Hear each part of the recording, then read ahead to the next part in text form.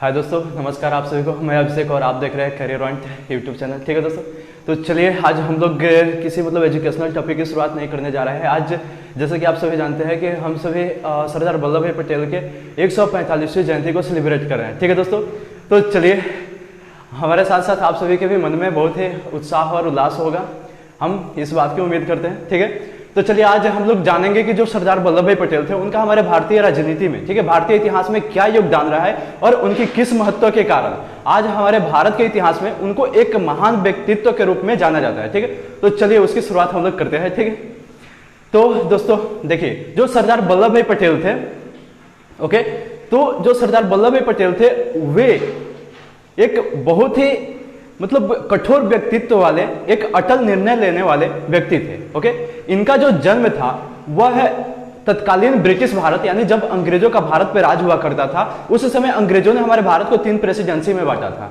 एक बंगाल प्रेसिडेंसी, एक मद्रास प्रेसिडेंसी और तीसरा जो बंबई प्रेसिडेंसी था। ठीक है, तो बंबई प्रेसिडेंसी के ही अंतर्गत उस समय का गुजरात प्रांत उसके अंदर ही आता था। ठीक है, और गुजरात में ही एक जिला हुआ करता था नाडियावाड़। ठीक है, उसी नाडियावाड़ जिले में उनका जन्म 31 अक्टूबर 1875 ईस्वी को हुआ था। ठीक है, उनकी जो प्रारंभिक शिक्षा थी वह स्वाध्याय के माध्यम से हुई थी। उनके जो पिताजी का नाम था वह झवेर भाई पटेल था और इनकी माता का नाम लडवा देवी था। ठीक है, और ये जो सरदार वल्लभ भाई पटेल थे, इनके जो पिता थे, इनके 4 मुख्य संतान थे। ठीक है, और उनमें से इनका स्थान चौथा था। ओके, इनके जो 3 बड़े भाई थे, उनमें से पहला का नाम था सोमा भाई, दूसरे का नाम था नरसिंह भाई और तीसरे का नाम था विट्ठल भाई पटेल। ठीक है, और ये सबसे छोटे थे जिनका नाम था सरदार वल्लभ भाई पटेल। और जैसे ही इनकी स्वाध्याय समाप्त हुई, ओके, तो इन्होंने अपने उच्चतर कक्षा की पढ़ाई हेतु लंदन का रुख किया। ठीक है, और जब ये लंदन गए तो वहां से इन्होंने अपनी बैरिस्टरी की पढ़ाई की। ठीक है, और जैसे इनकी बैरिस्टरी की पढ़ाई समाप्त होती है, वे लंदन को छोड़ करके और भारत का रुख करते हैं और भारत आकर के इन्होंने अहमदाबाद में वकालत शुरू कर दिया।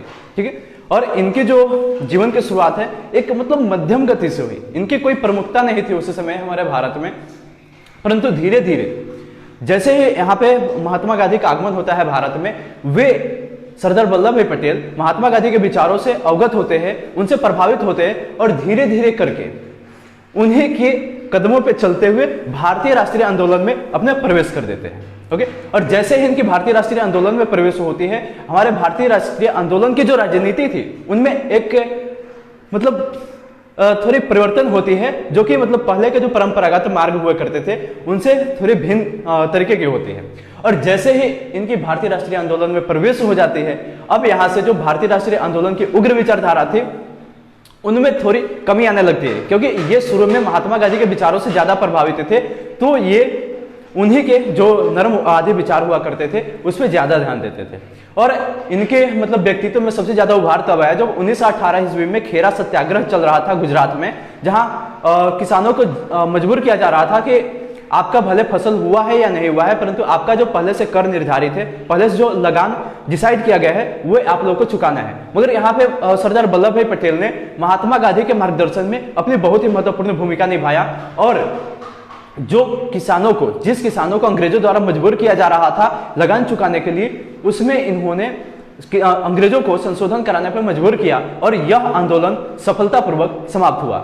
और यह खेरा जो आंदोलन था, इसमें सरदार वल्लभ भाई पटेल की यदि भूमिका की बात करें तो वह जो भूमिका थी वह अप्रत्यक्ष थी, क्योंकि यहां प्रत्यक्ष तौर पे गांधी जी का डिसीजन सर्वोपरि हुआ करता था। परंतु धीरे धीरे इनके व्यक्तित्व में सबसे ज्यादा उत्थान तब आया जब बारदौली का सत्याग्रह 1928 ईस्वी में शुरू हुआ।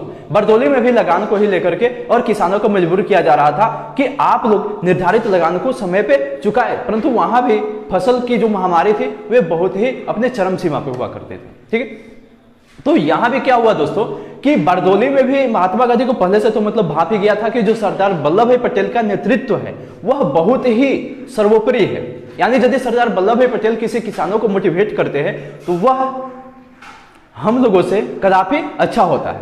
तो वहां भी उसका नेतृत्व सरदार वल्लभ भाई पटेल के हाथों में दिया गया और सरदार वल्लभ भाई पटेल ने इस नेतृत्व को सफल कर दिखाया। और बारदौली आंदोलन जैसे ही समाप्त हुआ, वहां के जो महिलाएं थी इनसे खुश होकर के, इनसे प्रसन्न होकर के और इनको सरदार की उपाधि दिया, और तभी से हम लोग सरदार वल्लभ भाई पटेल के नाम से वल्लभ भाई पटेल को जानते हैं। ठीक है, अब देखिए दोस्तों, यहाँ पे हमें ध्यान में रखने योग्य जो सबसे महत्वपूर्ण बातें है वह यह है कि जो सरदार वल्लभ भाई पटेल थे वे बहुत सारे आंदोलन में भाग लिए, जैसे खेरा आंदोलन, ठीक है, असहयोग आंदोलन में भी इन्होंने अपनी भूमिका निभाया था, परंतु उसमें भी इनकी भूमिका क्या थी, अप्रत्यक्ष थी, यानी प्रत्यक्ष तौर पे इन्होंने अपनी भूमिका को उसमें प्रदर्शित नहीं किया था। उसके बाद इन्होंने सभी अवज्ञा आंदोलन में भी भाग लिया, स्वराज्यवादियों का जो आंदोलन चल रहा था उसमें भी इन्होंने अपनी भूमिका की प्रदर्शन किया। ठीक है, उसके बाद इन्होंने बारडोली का सत्याग्रह जो चल रहा था उसमें भी अपनी प्रत्यक्ष भूमिका निभाया, और उसके बाद जो क्रिप्स मिशन के बाद भारत छोड़ो आंदोलन चल रहा था उसमें भी इन्होंने अपनी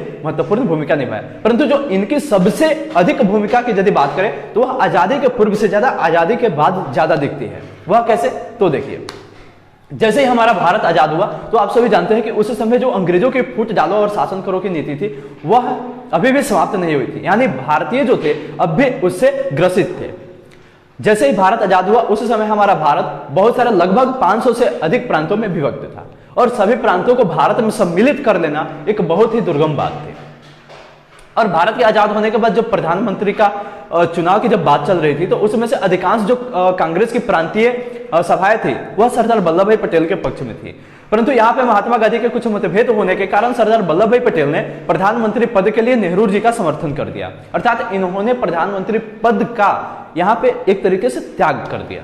ओके, और इन्होंने यह सिद्ध कर दिया कि यदि मैंने महात्मा गांधी के मार्गदर्शन में भारतीय राष्ट्रीय राजनीति में कदम रखा हूं तो मैं शुरू से लेकर अंत तक महात्मा गांधी के ही नक्शे कदम आगे बढ़ूंगा। ठीक है, तो अब यहाँ पे क्या हुआ कि प्रधानमंत्री कौन बन गए, नेहरू जी, और जो सरदार वल्लभ भाई पटेल थे उनके लिए उप प्रधानमंत्री पद का व्यवस्था किया गया। ओके, अर्थात इन्हें उप प्रधानमंत्री बना दिया गया, और इसके साथ साथ इन्हें गृह मंत्री का भी पदभार दे दिया गया। ठीक है, अब जैसे ये गृह मंत्री बने, अब इनके समक्ष जो सबसे बड़ी समस्या थी वह यह थी कि जितने भी भारत के बिखरे हुए प्रांत हैं उनको किस प्रकार से एक में किया जाए, यानी उसके एकता के सूत्र में बांधा जाए। यानी जितने भी भारतीय देशी रियासत थे जो कि अपने आप को हमेशा से ही स्वतंत्र समझते आए थे और अंग्रेजों के साथ थोड़े थोड़े स्वार्थ को अपने ध्यान में रखते हुए और उनके साथ गठबंधन करके हमारे भारतीय राज्यों को विभक्त करने में एक अहम भूमिका निभाए थे, अब उनको मतलब यहाँ एकता के सूत्र में बांधना एक बहुत ही कठिन कार्य था। ठीक, अब देखिए उसको मतलब यह जो दुर्गम कार्य था उसको किस प्रकार से सरदार वल्लभ भाई पटेल पूरा करते हैं। ठीक है, अब जैसे ही यह समस्या इनके समक्ष आन पड़ी तो इन्होंने यहां पे नरमी के बजाय, ठीक है, उस समय तक जो महात्मा गांधी थे, ठीक है, 1948 ईस्वी में उनका डेथ भी हो जाता है। उसके बाद से क्या होता है कि इन्होंने नरमी के बजाय अब जो इनके अंदर उग्रता की भावना थी अब उसको प्रदर्शित करने का प्रयास किया, और उन्होंने हालांकि अभी जितने भी अधिकांश राज्य थे उनको मतलब तलवार के बल पे नहीं, ठीक है, जबरदस्ती के बल पे नहीं, धीरे धीरे उनको मतलब बिना खून बहाए हुए और उनको आपस में मिलाना शुरू किया। परंतु कुछ ऐसे भी रियासत थे जहां पे इनकी जो संधि की नीति थी वह कामयाब सिद्ध नहीं हुई, जैसे हैदराबाद की नीति। ठीक, अब जब हैदराबाद को मिलाने की बारी आई तो वहां के जो निजाम हुआ करते थे वह किसी भी कीमत पर अपने आप को भारत में सम्मिलित करने के लिए सहमत नहीं थे। अर्थात उनका मन था कि एक साइड पश्चिमी पाकिस्तान और एक साइड जो आज का बांग्लादेश है वह पूर्वी पाकिस्तान है, तो हमको भी दक्षिणी पाकिस्तान बना दिया जाए। यानी हैदराबाद पाकिस्तान में सम्मिलित होने की मांग कर रहा था। ठीक, और अंग्रेजों की जो लॉर्ड माउंटबेटन योजना आई थी उसमें यह कहा गया था कि यहाँ के जितने भी देशी रियासत है यदि उनपे कोई भी प्रांत, कोई भी देश यदि उनपे जोर जबरदस्ती करता है तो उसको अपना आत्मनिर्णय लेने की मतलब छूट है, वह जिसमें चाहे वह मिल सकता है। तो यहाँ पे तो बात आन पड़ी थी कि हैदराबाद पाकिस्तान में ही जा रहा था, जबकि हम लोग उसको जो भारत का पैर माना जाता है, ठीक है, पग माना जाता है, जो कि जिसी पे हम लोग टिके हुए हैं, नहीं रहता तो हिंद महासागर में ही विलीन हो जाते।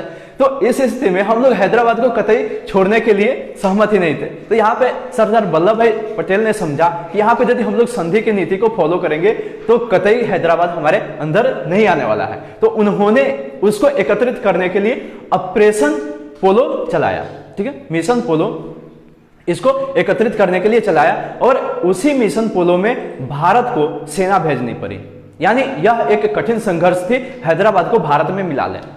परंतु सरदार वल्लभ भाई पटेल की एक ऐसी व्यक्तित्व थी, एक ऐसी छवि थी, एक ऐसी अटल निर्णय लेने की उनकी क्षमता थी, ठीक है, कि वे हैदराबाद को किसी भी कीमत को छोड़ने के लिए तैयार नहीं थे और उन्होंने हैदराबाद के सैनिकों का करारा जवाब दिया और क्षणिक घंटों में ही हैदराबाद को इस भारत में, जो कि आज का हमारा अखंड भारत है, उसमें सम्मिलित कर दिखाया, ठीक है। और यही कारण है उनकी जो एक अलग प्रकार की जो छवि थी, एक कठोर डिसीजन लेने की उनकी जो पावर थी, उसी को ध्यान में रखते हुए ही सरदार वल्लभ भाई पटेल को भारत का लौह पुरुष कहा जाता है, ठीक है। तो आप लोग को यह भी डाउट नहीं होना चाहिए कि सरदार वल्लभ भाई पटेल को आखिर लौह पुरुष क्यों कहा जाता है।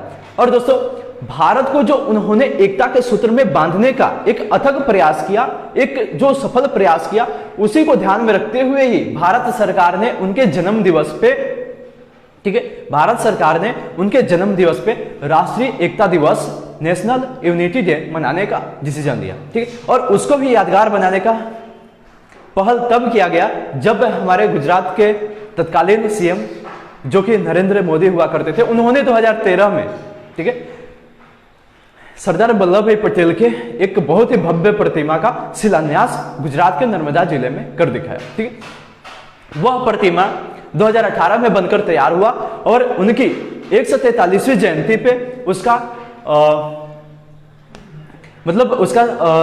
क्या कहते हैं, मतलब उसको राष्ट्र को समर्पित कर दिया गया हमारे प्रधानमंत्री नरेंद्र मोदी के द्वारा, ठीक है। और यह जो प्रतिमा है, इसकी ऊंचाई जो है वह 182 मीटर अर्थात लगभग 597 फीट के करीब है, जो कि हमारे विश्व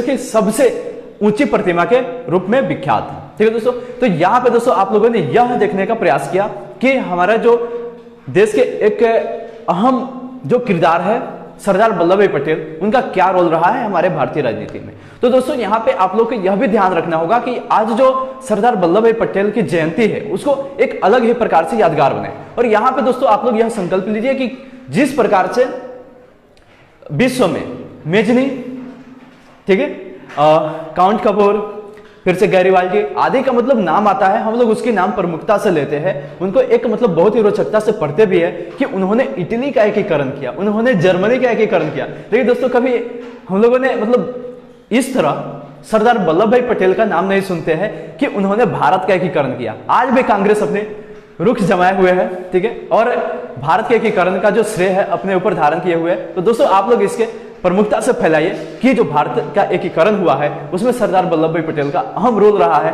और उनका जो जन्म दिवस है उसको एक अलग ही ढंग से मनाया जाए। तो दोस्तों मैं उम्मीद करता हूं कि आप लोग आगे के जो भी घटनाएं हैं उस पर खुद ही मतलब डिसीजन लीजिएगा। तत्काल मैं आप लोगों से यहाँ पे विदा लेता हूं। धन्यवाद, जय हिंद।